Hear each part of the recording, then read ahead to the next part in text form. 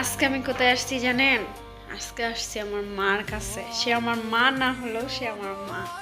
তাকে যখন আমি দেখি না তখন আমার কষ্ট দূর হয়ে যায়।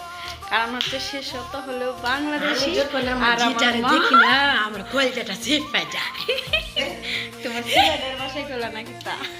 হ্যাঁ, সিলেটের কথা মানে হ্যাঁ, সাথে অনেকদিন পর দেখা। তার কাছে আসলে আমার এক আকাশ পরিমাণ শান্তি মিলে। কারণ এখানে হচ্ছে আমরা ৬০টা বাঙালি। কারণ সবাইকে দেখলে অবশ্যই মন ভালো হওয়ারই কথা, তাই না? আমি আসছি ম্যাডামের মার বাসায়, কিন্তু আমার ম্যাডামের বাসা হচ্ছে দূরে।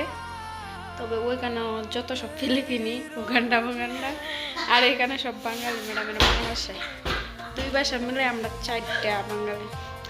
আজান পড়তেছে, এখনো ঘুমাই নাই। এটা কিসের আজান? কিসের আজান? কিসের আজান দে বলো? ফজরের আজান দে। আর এখনো আমরা ঘুমাই নাই।